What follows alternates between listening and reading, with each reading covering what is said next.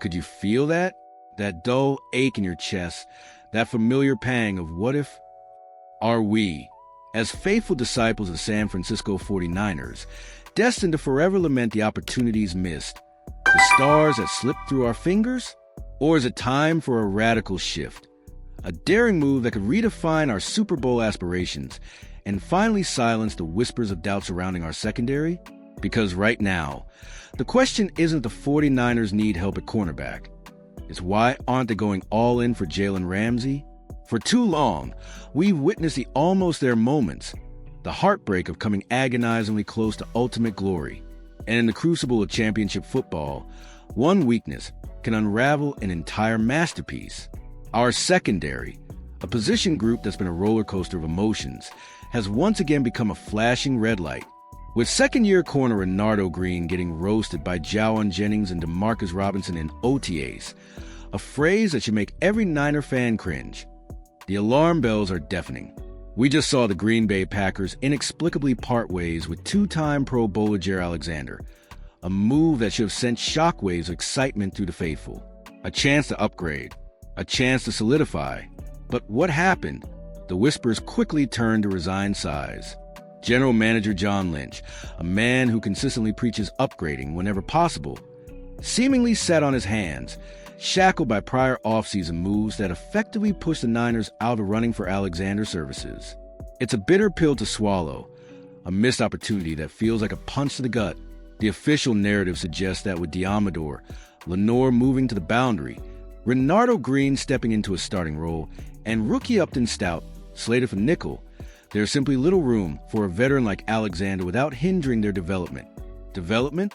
When your Super Bowl window is open, is development truly the priority over immediate, proven excellence?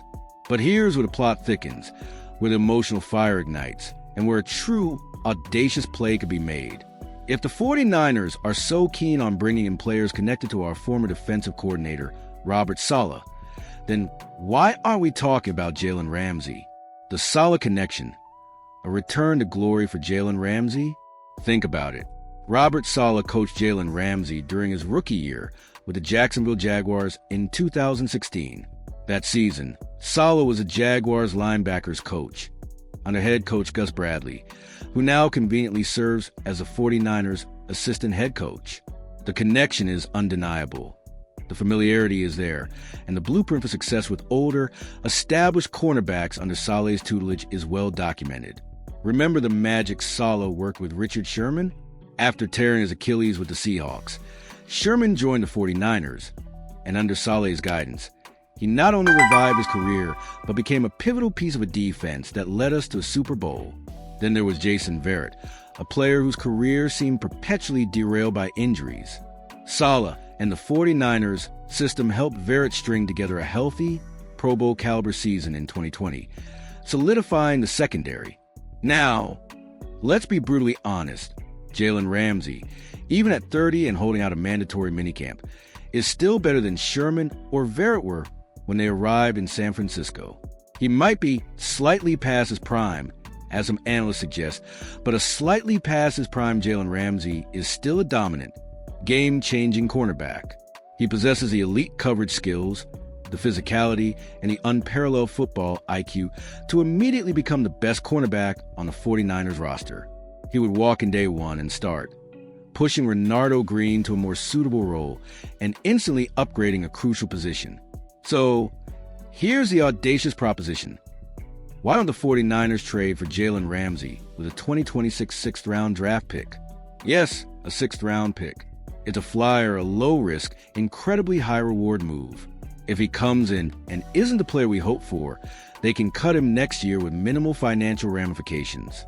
But if he recaptures even 80% of his former glory in a familiar scheme of familiar faces, then the 49ers will have pulled off a heist that could solidify their Super Bowl contention for 2025. The opportunity cost. Alexander versus Ramsey. Let's revisit the Jaire Alexander situation for a moment. Ian Rappaport's report confirming his release sent a tremor of excitement through the league. A two-time Pro Bowler, suddenly available. But the immediate counter-narrative from the 49ers beat was that it was a non-starter. Why? because other teams would drive up his market value. And more importantly, the 49ers' high-profile offseason moves effectively ruled him out. Specifically, the narrative is that with Charvarius Ward gone, the plan is to bump Diamador Lenore out to the boundary, give a number 2 boundary spot to Renardo Green, and slot rookie Upton Stout in as the first true full-time nickel corner since Quan Williams. The argument: acquiring Alexander would hinder either the rookie or Green's development. This is where the frustration boils over. We're talking about Super Bowl contention, the very pinnacle of NFL aspirations. While development is important, is it more important than acquiring a proven elite talent who could be the final piece of the puzzle? Jaire Alexander, at 28, is undeniably in his prime. His market value would be high, and he'd demand a significant contract. The opportunity cost for Alexander would be substantial, both in terms of draft capital and salary cap space. But Jalen Ramsey is a different story. He's 30, which means his market value has dipped. The Dolphins' apparent willingness to move on, coupled with his holdout, screams distressed asset. This is precisely the kind of situation a shrewd front office, one truly committed to winning now, exploits. A late-round pick for a potentially dominant cornerback? That's not hindering development.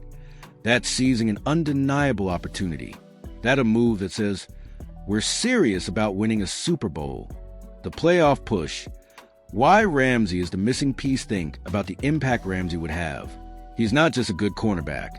He's a true shutdown corner, a player who can take away an opponent's best receiver.